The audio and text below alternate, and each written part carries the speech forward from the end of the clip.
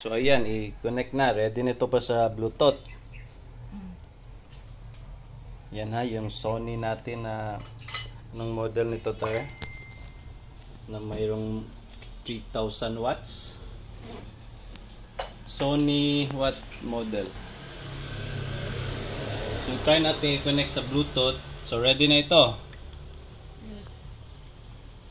Nag long press ka ba nito? Long press tapos ready na. So ready na din ni guys. Wait sa kay. Wala i-review po din nato ni. Review po din nato ni. Name connected na. No? Connected naman din ni. MH gun. Naka-pin na pala eh. So test na lang natin yung audio power niya. Ay, nako, nalilibog ako na saan yung ating. So, ang kagandahan nitong laptop natin kasi tablet pala to eh. So, review natin yan in the next coming days. Volume please.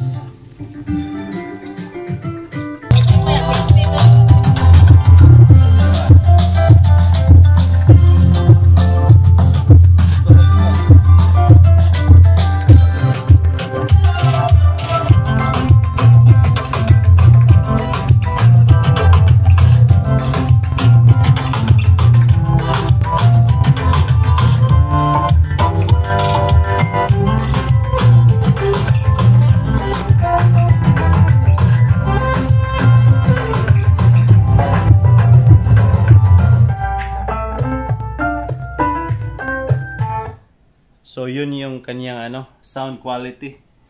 So nasa 40 pa yun? 40 volume. Tapos hanggang saan yun? Hanggang 50? Okay, so next one, try natin. Try natin yun. Let's see. Yes, nyo.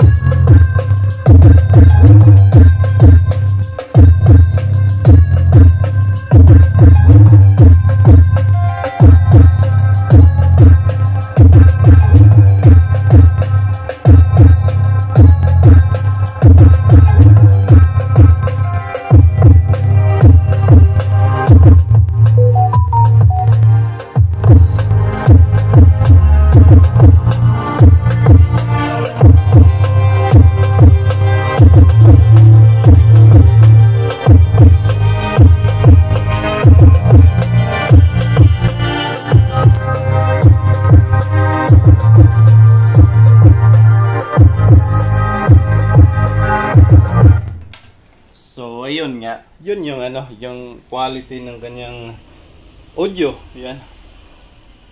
So 40 pa nga yun, pero sobrang lakas na. Naka ano tayo, naka mega bass. So pag mag-connect tayo sa Bluetooth, i-long press lang nato ni. Long press lang nato.